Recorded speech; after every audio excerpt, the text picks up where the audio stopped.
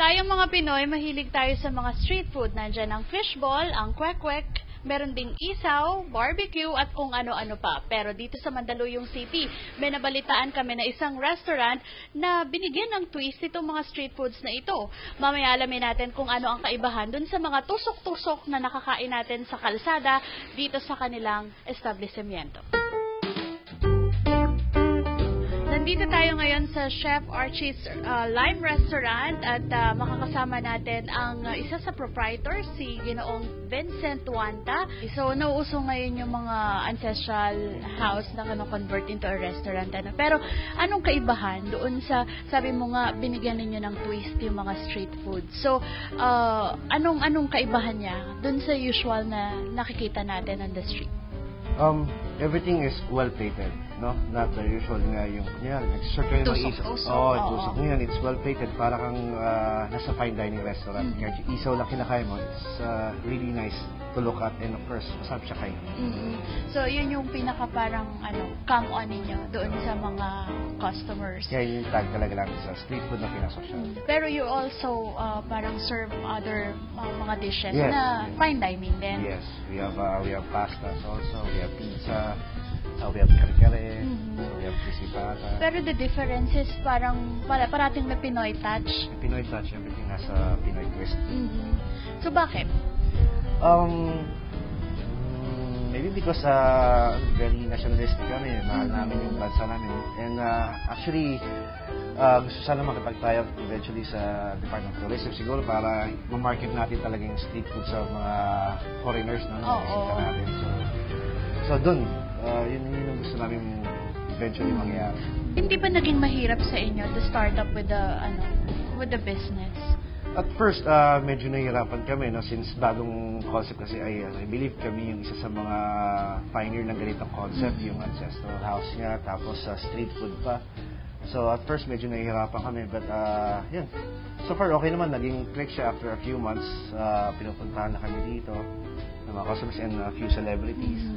But do you have any advice dun sa ibang mga, kasi you also have other, di ba, yung partners dito sa inyong negosyo. Pero ano yung pwede mong i-share dun sa ating mga viewers? Siguro ma-share ko lang, especially dun sa mga gusto mag-start ng business. First, they have to know what they really want, or yung passion nila, dapat alam nila. For example, sa food, kung yung passion nila, then go. You have to choose din yung right partners mo. You have to maximize mo yung partnership nyo. Tulungan kayo para mag-advertise or market yung business nyo. How important is yung proprietor is hands-on siya dun sa negosyo? Maganda. Yung advantage siguro is I meet a lot of people. And then, nararamdaman ko rin kung ano yung nararamdaman ng mga staff ko. So, almost every day, dito rin ako to check up the business. And then, so yun, I know kung ano yung mga kailangan ng mga customers ko. So, the thing is, kapag hands-on ka, syempre, nakikita mo kung nag-grow ba yung negosyo, diba? Definitely, makikita mo kung ano yung progress ng negosyo mo. Thank you so much, Sir Vince. At mamaya, susubukan nating magluto doon sa kanilang mga pinagmamalaking mga street foods with a twist.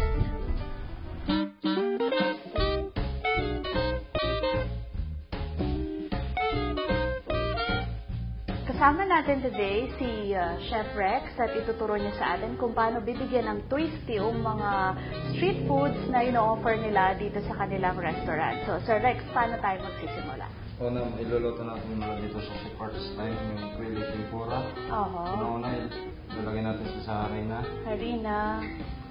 So, papaikutin siya. Sa harina. Okay. Tapos dito sa flour, ilalagay natin sa tempura butter.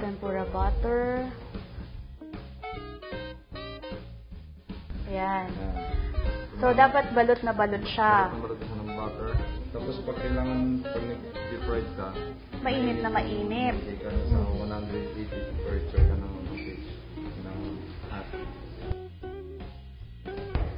Gaano katagal bago maluto pag nasa deep fryer na? 10 to 15 seconds maluluto. Ganun kabilis.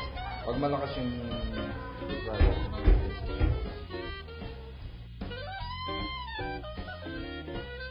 So, So, yan, niluluto na natin. Itong tawag dito ay quail egg tempura. Dapat talaga ay sa deep fryer para lubog na lubog. Pwede naman sa kawali. Pero sa kawali na yun. Yung apoy. Pero meron akong tatanong, chef, bakit meron tayong orchids dito? Para sa presentation po. Sa plating. So, doon mag-iiba yung, ordinary mga kwek-kwek. Okay, lalagay na. So, yung isang serving ng ganito, ilang kwek-kwek siya? 10 pirasong kwek-kwek. Tapos, lalagyan natin ng... yun. Ang galing ni chef, Ginanon lang niya. Ang galing nun lumabas, Diba? Kakatuwa. Tapos, yan na yung ating orchid. Yung orchids ba, pwede din kainin? Pwede po. So, edible din pala ang orchid. Kaya pwede. Ganun. So, ang ganda, Biglang yung simpleng-simple, diba? Naging, very presentable na siya. So, mga ka-homepage, ito na yung ginawa naming tempura kwek-kwek. Diba? Special na special yung ating quail eggs. At magugustuhan ninyo ito. Mamaya titikman namin, iinggitin namin kayo. Ang next naman na iluluto namin ni Chef Rex ay yung balot in red wine. Ito. Yan. Ito yung mga ingredients. Balot na binalatan na. Tapos, we also have the flour. Andito pa rin yung ating, egg, fresh egg. At ito naman yung breadcrumbs, breadcrumbs. Japanese breadcrumbs ba ito? So, paano presentation o paraan naman ng pagluluto nito, chef? Ilagay mo sa flour. Ganun din. Hulog natin sa flour. Tapos, ihuhulog siya sa egg. So, bakit kailangang ihulog pa sa egg, chef? Para yung dumikit yung breadcrumbs sa para sa breadcrumbs. Okay, ikot din natin siya. So, may mga paraan yan di ba? Iikot-ikot siya sa breadcrumbs.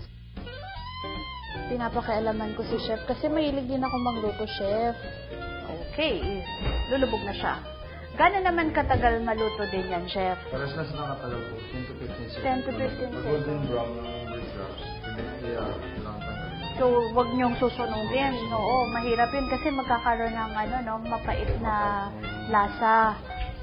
So, paano plating naman natin dito sa breadcrumbs?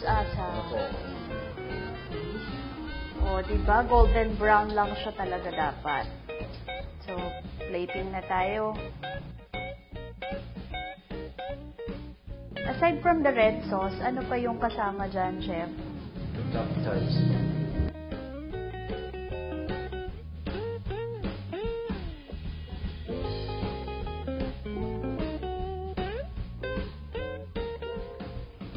Wow, 3 means I love you. So, ito, tapos na to. Ito naman, yung ating balot in red wine. Red wine sauce. Ganda ng presentation. So, pagtingin pa lang, magugutom ka na kagad. Thank you so much, Chef Rex. At mamaya yung iba pang specialties sila dito, ipapakita din nila sa atin. At syempre, titikman natin kung pasado sa ating mga patata. Thank you. Thank you po. So, kung mas naengganyo kayo na kumain ng mga street food sa labas ng ating mga bahay, sa mga kalsada, mas maengganyo kayo kapag ganito naman kaganda yung presentation ng mga street food sa kakainin natin, di ba? Kagaya nitong tempura kwek-kwek na niluto natin kanina, at saka itong kanilang balot in red wine sauce.